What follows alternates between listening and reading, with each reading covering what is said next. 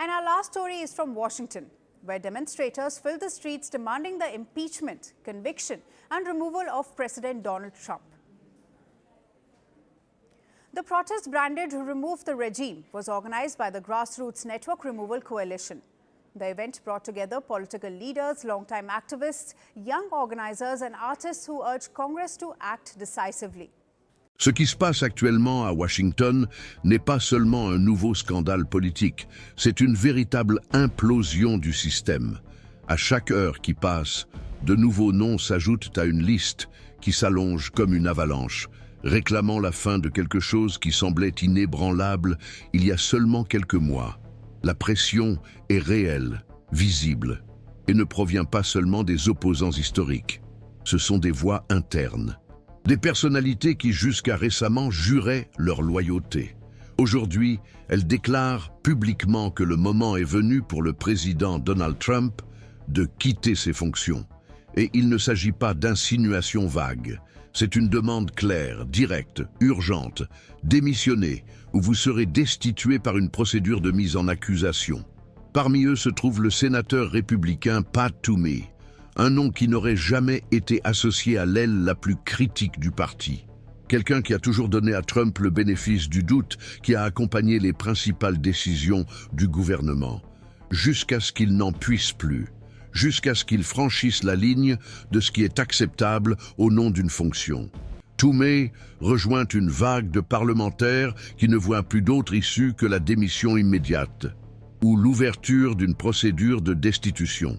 Et les raisons sont multiples, de l'incitation directe à des actes violents au Capitole, aux abus systématiques de pouvoir, en passant par des violations flagrantes de la Constitution, des actions militaires non autorisées, le non-respect des ordonnances judiciaires et une paralysie du gouvernement qui laisse déjà des millions de personnes sans salaire, sans emploi, sans espoir. C'est un scénario d'effondrement institutionnel où chaque décision présidentielle semble enflammer encore plus le Congrès. Et maintenant, même ses alliés historiques disent « ça suffit ». Il ne s'agit plus de politique, il s'agit de la survie de la démocratie. Et ce qui est le plus impressionnant, c'est la vitesse à laquelle les événements se déroulent. En quelques jours, plus de 120 députés et au moins 7 sénateurs se sont publiquement positionnés contre Trump. Ce n'est pas du bruit en coulisses, c'est un soulèvement visible, documenté, construit par des parlementaires qui disent ouvertement « Le président a dépassé les limites. Il a abusé de son autorité. Il a déchiré ce qui restait du pacte institutionnel. Et maintenant, il doit partir. » La situation est si grave qu'on commence à parler d'une crise constitutionnelle comme jamais auparavant. Nous ne parlons pas de différences partisanes. Nous sommes confrontés à des accusations très graves qui s'accumulent et se transforment en un tsunami politique susceptible de renverser non seulement un président, mais toute une structure de pouvoir. Et lorsque le chaos atteint ce niveau, la question qui se pose est la suivante. Que va-t-il se passer maintenant? Car la destitution n'est pas seulement un mot fort qui fait les gros titres. C'est un processus long et douloureux, qui laisse des cicatrices profondes dans le tissu institutionnel. Mais cela semble être la seule alternative qui reste à de nombreux membres du Congrès. En effet, selon eux, Trump a déjà démontré qu'il n'avait aucun intérêt pour le dialogue, la conciliation ou les limites. Et face à ce scénario, vous devez comprendre, qu'est-ce qui a conduit à tout cela? Pourquoi les parlementaires prennent-ils position maintenant avec une telle véhémence? Qu'y a-t-il derrière ces accusations qui, jusqu'à récemment, semblaient impossibles à prononcer par les membres du Parti républicain eux-mêmes? Tout commence par une accumulation. Il ne s'agit pas d'un événement isolé. Ce sont des semaines, des mois, des années de tension qui s'accumulent. Et le déclencheur est venu avec les révélations selon lesquelles Trump aurait ordonné des opérations militaires, y compris des attaques de drones, sans aucune autorisation légale ni soutien du Congrès. Ce qui, selon les experts, dépasse toutes les limites de ce qu'un président peut ou ne peut pas faire de son propre chef. Nous parlons ici d'une violation directe des normes constitutionnelles. Nous parlons de mettre des vies en danger, de mobiliser les forces armées sans consentement institutionnel. Et lorsque cela se produit, la démocratie tremble. Et ce n'est pas tout. Au milieu de tout cela, le pays est paralysé. Le shutdown du gouvernement a déjà dépassé les 40 jours. Des millions de fonctionnaires n'ont pas été payés. Les services essentiels sont à l'arrêt. Le chaos administratif est devenu quotidien. Et pendant ce temps, Trump maintient sa position inflexible. Il dit qu'il ne cédera pas, qu'il préfère voir le gouvernement à l'arrêt plutôt que de renoncer à ce qu'il considère comme une exigence non négociable. Mais pour de nombreux membres du Congrès, ce n'est pas du leadership, c'est du chantage. C'est prendre le peuple américain en otage pour servir des intérêts personnels. Et cela, pour eux, est intolérable. La goutte d'eau qui a fait déborder le vase est venue lorsque Trump a commencé à ignorer ouvertement les décisions de la justice. Des décisions légales qui ont été successivement ignorées, comme si la présidence le plaçait au-dessus des lois. Mais ce n'est pas le cas. Et c'est précisément cette perception, qu'il se croit au-dessus de la Constitution, qui a poussé même les plus modérés à rompre le silence. L'un de ces moments emblématiques s'est produit lorsque le député républicain John Katko a déclaré que permettre au président d'inciter à une attaque contre la démocratie sans conséquence serait une menace directe pour l'avenir du pays. Il a été clair. Il a dit qu'il voterait pour la destitution, qu'il avait atteint ses limites. Et quand un conservateur modéré dit cela, c'est parce que les choses ont dépassé toutes les limites. À ce stade, il ne s'agit plus d'une dispute entre partis. C'est une bataille pour l'intégrité du système. Et cela ne s'arrête pas là. Une résolution de destitution a déjà été déposée. La House Resolution 353. Cette proposition n'est pas générique. Elle énumère 7 chefs d'accusation formels contre Trump. 7. Obstruction à la justice. Violation de la procédure régulière, abus de pouvoirs commerciaux et d'urgence, et 4 autres chefs d'accusation tout aussi graves, tous documentés. Avec des dates, des faits, des preuves et des arguments juridiques, ce n'est pas un pamphlet. C'est un document solide qui montre à quel point la situation est allée trop loin. Et vous savez ce qui est pire? Cette résolution était restée dans un tiroir depuis avril. Mais elle revient aujourd'hui en force, parce que les parlementaires ont compris que le temps de l'attente était révolu. La situation a explosé. Les limites ont été dépassées de manière tellement absurde qu'il n'y a plus de justification pour reporter. Maintenant, même les gouverneurs s'expriment. Les dirigeants des 2 partis au niveau des États, les éditorialistes des plus grands journaux du pays, des juristes renommés, tous disent que Trump représente un risque pour la survie institutionnelle. Et à ce stade de la vidéo, je dois vous demander, avez-vous aussi l'impression que le pays est en train de sombrer, que nous vivons une rupture où le peuple assiste, impuissant, à l'effondrement de tout ce qu'il croyait sûr? Si cela vous touche, commentez ci-dessous. Je vois ce qui se passe et je ne vais pas me taire. Copiez cette phrase. Collez-la dans les commentaires. Cela aidera d'autres personnes à comprendre qu'elles ne sont pas seules. Votre voix peut éveiller d'autres consciences, et cela compte. Pour en revenir à ce qui se passe à Washington, la Chambre n'est pas la seule à agir. Au Sénat, les coulisses sont en effervescence. Les sénateurs discutent ouvertement du recours au 25e amendement. Pour ceux qui ne le savent pas, cette clause permet au vice-président, avec la majorité du cabinet, de déclarer le président inapte à exercer ses fonctions. Cela permettrait de destituer Trump sans procédure de destitution. Ce serait un coup dur, direct, mais net. Le problème, c'est que ce scénario dépend des alliés de Trump, des personnes qu'il a lui-même nommées à ses postes, des secrétaires fidèles qui ont bâti leur carrière dans son ombre. Aurait-il le courage d'agir contre lui? Cela semble improbable, mais le simple fait que cette possibilité soit envisagée montre le niveau de désespoir. Et à ce stade, la nation tout entière se demande « Et si rien de tout cela ne fonctionne? Et s'il continue à ignorer tout et tout le monde comme il l'a fait jusqu'à présent? Quelle sera la prochaine étape ?» Comment une démocratie survit-elle à un président qui n'accepte pas les règles? Ces questions sont sur la table. Elles sont dans les rues. Elles sont dans les manifestations qui se multiplient devant le Capitole, à New York, à Los Angeles, dans les petites villes où la colère s'est transformée en affiche et la frustration en cri. Ce n'est pas du théâtre, c'est réel. Ce sont de vraies personnes qui disent « ça suffit ». Et plus ces cris résonnent, plus les politiciens sentent qu'ils ne peuvent plus faire semblant. Ils ne peuvent plus s'en laver les mains. Et c'est là que la pression entre en jeu.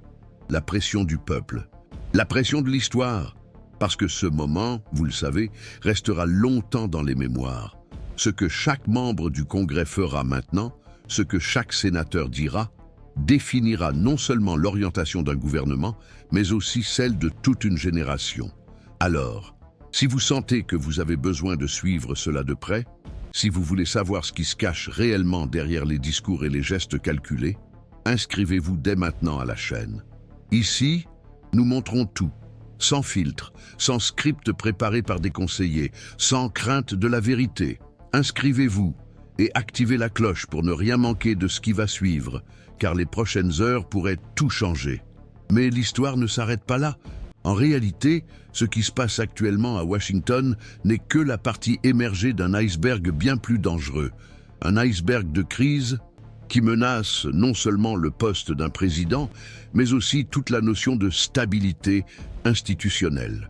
Lorsque la Maison-Blanche devient la cible de soupçons d'entrave à la justice, de violation des droits fondamentaux des citoyens, d'abus de pouvoirs commerciaux et d'urgence, nous ne sommes plus face à un gouvernement en crise, mais à un système en plein effondrement.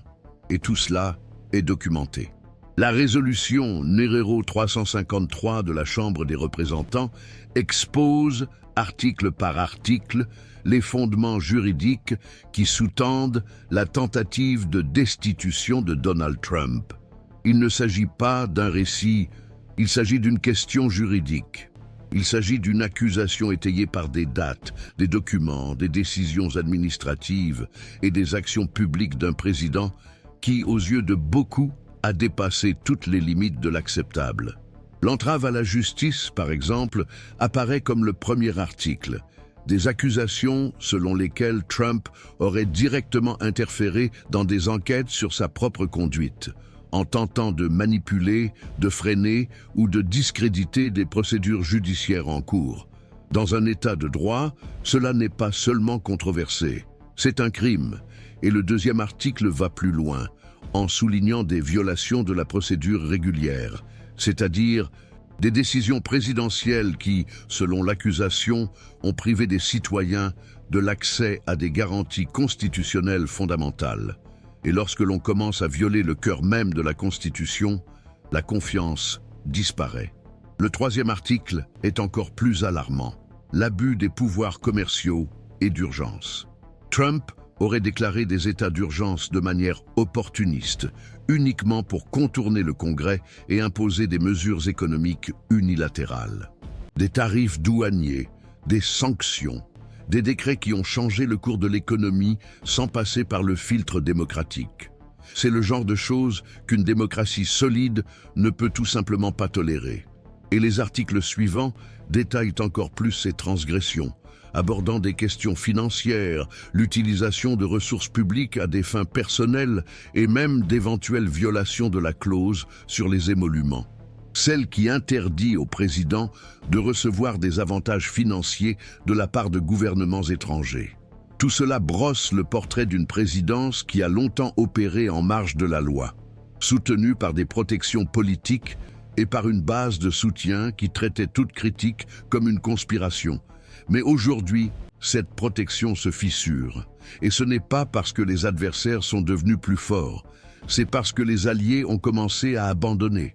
L'image de Trump en tant que leader inébranlable, en tant que commandant inflexible de la droite américaine, s'effrite. Et à chaque nouveau parlementaire républicain qui dit « ça suffit », il devient plus évident que nous vivons un moment historique. Et au milieu de tout cela, la question qui tourmente le Congrès, les médias et le peuple américain est la suivante. Que se passera-t-il si la procédure de destitution aboutit? La réponse n'est pas simple. Tout d'abord, parce que même si la Chambre approuve les articles de destitution, ce qui est possible, étant donné que les démocrates ont la majorité, la véritable bataille se déroule au Sénat. Et là, pour que Trump soit destitué, il faut les 2/3 des voix. Cela signifie qu'au moins 17 sénateurs républicains devraient voter contre leur propre président. Et ce calcul n'est pas facile. Même s'il y a des signes de fissure, la majorité hésite encore. Elle craint toujours la réaction de l'électorat. Elle calcule encore le coût politique, car voter contre Trump, c'est pour beaucoup de sénateurs signer l'arrêt de mort de leur carrière. C'est perdre le soutien du parti, des bailleurs de fonds, de la base. C'est être traité de traître. Et c'est pourquoi, même face à tout ce qui est en jeu, beaucoup restent silencieux. Mais jusqu'à quand ? Jusqu'où va la ligne de tolérance? Le Sénat va-t-il répéter le scénario des précédentes procédures de destitution, approuver à la Chambre, acquitter au Sénat et alimenter encore plus le sentiment d'impunité? Ou bien, cette fois-ci, les scandales sont-ils trop importants pour être ignorés? Et si la destitution échoue, il reste encore le 25e amendement. Mais comme nous l'avons vu, cette possibilité est encore plus improbable, car elle dépend d'une trahison au sein même du cabinet. Le vice-président devrait mener le processus avec plus de la moitié des secrétaires choisis par Trump. Et même si certains sont mal à l'aise avec la situation actuelle, se retourner publiquement contre le président exigerait un courage politique que peu ont démontré jusqu'à présent, d'autant plus que tout le monde sait que Trump ne pardonne pas les trahisons. Et n'oublie pas, ainsi, le 25e amendement reste une alternative plus symbolique que pratique, ce qui nous amène au scénario le plus probable de tous, celui de la survie politique. Un scénario dans lequel Trump résiste à tout, ignore les accusations, discrédite les enquêtes, mobilise sa base et reste en fonction jusqu'à la fin de son mandat. Et c'est peut-être le pire scénario de tous, car dans ce cas, il n'y a pas de résolution, il n'y a qu'une prolongation de la douleur. Une présidence entachée, paralysée, incapable de gouverner, mais toujours en exercice. Une Maison-Blanche assiégée par les scandales, un Congrès fragmenté par des luttes internes, un peuple divisé entre la lassitude et la haine. Et dans ce contexte, les États-Unis plongent dans une crise dont on ne voit pas la fin. Le pays continue de fonctionner en mode automatique, mais sans direction, et le sentiment d'abandon se répand. Ce n'est pas seulement Washington qui est en feu. Ce sont les foyers, les familles, les rues. Ce sont les personnes qui ont perdu leur emploi à cause du shutdown, les enfants qui n'ont plus accès à la cantine scolaire, les retraités qui ne sont plus pris en charge, des fonctionnaires fédéraux qui ne savent pas quand ils recevront leur prochain salaire. Tout cela pendant que la classe politique se livre à un duel d'ego et de discours. Et au centre de tout cela, Trump continue d'alimenter sa rhétorique. Il dit qu'il est victime d'une chasse aux sorcières, que tout cela n'est qu'une persécution, que le système est contre lui, parce qu'il est contre le système. Un discours dangereux, mais efficace, parce qu'il s'adresse directement à des millions d'Américains qui se sentent oubliés, exclus, trahis. Des gens qui voient en Trump une voie de résistance. Et c'est là que réside le risque. Parce que toute tentative de le destituer, aussi légitime soit-elle, sera interprétée par cette base comme un coup d'État. Et cela pourrait enflammer encore plus le pays. Il y a déjà des manifestations en faveur de Trump. Des manifestations qui affirment qu'il est persécuté, que tout cela est un complot, qu'ils veulent faire taire la seule voix authentique du peuple.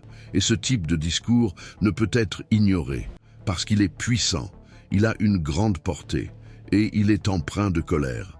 Une colère qui peut se transformer en violence, comme nous l'avons déjà vu auparavant.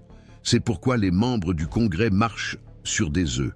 Le moindre faux pas peut aggraver le chaos. Il peut transformer l'effondrement institutionnel en guerre ouverte. Et pourtant, le temps passe. Et la pression augmente, car chaque jour où Trump reste en fonction, de nouvelles accusations apparaissent, de nouvelles violations sont découvertes. Et la confiance dans les institutions se détériore encore davantage. C'est comme si le pays était pris dans un cycle d'autodestruction, et personne n'arrive à freiner cette spirale. Pendant ce temps, La campagne de 2026 approche et les partis doivent se positionner. Les républicains devront décider s'ils continuent à s'associer à Trump ou s'ils tentent de se réinventer. Les démocrates, quant à eux, doivent déterminer s'ils feront de la destitution leur principal cheval de bataille électoral ou s'ils se concentreront sur la reconstruction institutionnelle. L'enjeu n'est pas seulement un siège, c'est l'avenir de toute une génération. Et vous devez suivre cela de près, parce que tout ce qui se passe actuellement va façonner les années à venir. Et on ne peut plus se contenter de regarder de loin. Si ce contenu vous aide à comprendre ce qui se cache réellement derrière les discours, partagez-le, montrez-le à quelqu'un. Et si vous n'êtes pas encore abonné, faites-le maintenant. Parce que dans les prochains jours, les choses pourraient déraper. Tout ce qui s'est accumulé jusqu'à présent, les accusations, les résolutions, les protestations, les divisions internes, nous a amenés à un point où il n'est plus possible de feindre la normalité. Le Congrès est en guerre, la Maison-Blanche reste silencieuse, les États font pression, et la population est entre l'épuisement et l'effondrement émotionnel. Lorsque plus de 120 membres de la Chambre des représentants et au moins 7 sénateurs se prononcent ouvertement en faveur de la fin d'un gouvernement. Il ne s'agit plus de bruit politique. Il s'agit d'une tentative de reprise du contrôle institutionnel. Et même si ces voix ne sont pas encore suffisantes pour garantir les votes nécessaires à la destitution, l'impact de ce mouvement est immense. Il ouvre des fissures là où il n'y avait auparavant qu'un bouclier. Il montre aux autres parlementaires qu'il est possible de dire non, qu'il est possible de rompre avec la loyauté aveugle sans détruire sa propre carrière, qu'il est possible et peut-être nécessaire de faire passer le pays avant le parti. Et c'est ce qui effraie le plus Trump. Parce qu'il sait que la force de la pression réside dans son escalade, qu'aujourd'hui ils sont 7 sénateurs, mais que demain ils pourraient être 17, qu'aujourd'hui il y a des dizaines de manifestations, mais que demain il pourrait y en avoir des centaines, qu'aujourd'hui il s'adresse encore à une base fervente, mais que demain cette base pourrait commencer à se demander s'il a vraiment un plan, ou s'il se bat simplement pour se sauver lui-même. Et ne vous y trompez pas, il sait jouer le jeu. Trump a des décennies d'expérience avec les médias, les scandales, les enquêtes, les tribunaux. Il sait comment manipuler le discours, comment inverser la logique, comment transformer des attaques légitimes en prétendus signes de force.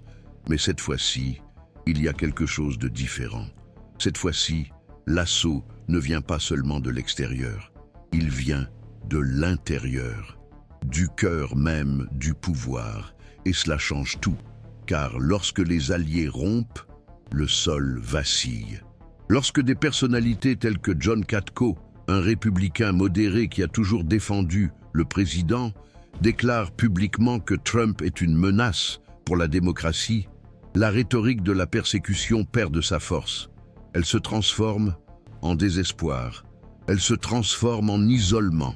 Et même si la réaction immédiate de la base est une défense inconditionnelle, le temps commence à éroder la confiance, car les faits sont tenaces, ils reviennent, ils s'imposent, ils s'accumulent.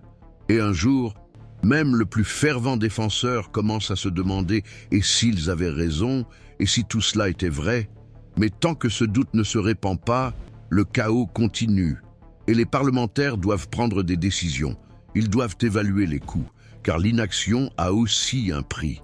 Laisser Trump continuer à gouverner au milieu de cette vague d'accusations, ignorer la destruction institutionnelle et miser uniquement sur les élections de 2026 peut être plus dangereux que de l'affronter maintenant. Car chaque jour où l'on n'agit pas, l'exemple négatif se renforce.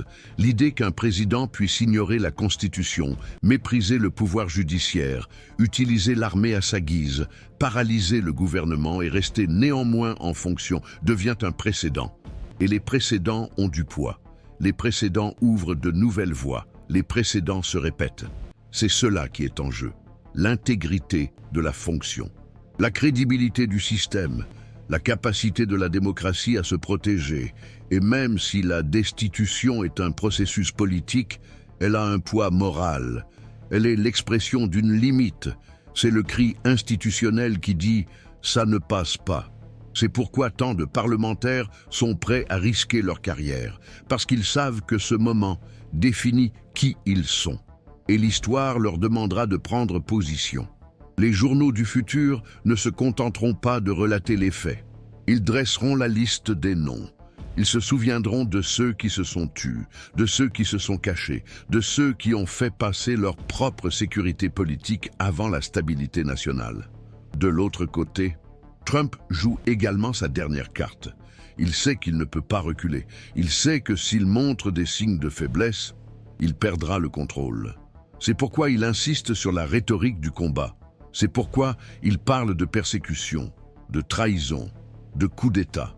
C'est pourquoi il encourage ses partisans à résister, à crier, à faire pression, à descendre dans la rue, car il sait que si sa base s'effondre, tout s'écroule.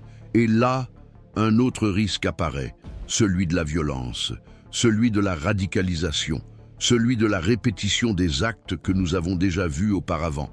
Invasion, agression, tentative d'intimidation. Tout cela s'est déjà produit auparavant, et cela peut se reproduire, car lorsque la politique échoue, la colère prend le pas sur la raison, et c'est ce que de nombreux membres du Congrès veulent éviter. C'est pourquoi certains d'entre eux hésitent. C'est pourquoi certains dirigeants tentent de négocier une sortie honorable, une démission négociée, un recul. Mais Trump ne veut pas de cela, car pour lui, démissionner, c'est perdre, c'est admettre sa culpabilité, c'est briser le personnage. Et son récit ne le permet pas. Il doit être le héros attaqué, l'opprimé, le combattant solitaire. Même si tout autour de lui s'effondre. Pendant ce temps, les États-Unis restent en suspens, les agences sont à l'arrêt, les fonctionnaires ne sont pas payés, les familles sont angoissées et la population est partagée entre la lassitude et la peur que rien ne change, la peur que tout empire, la peur que le pays soit vraiment au bord de l'irréversible. Et ce sentiment, cette peur collective, est ce qui ronge le plus la démocratie.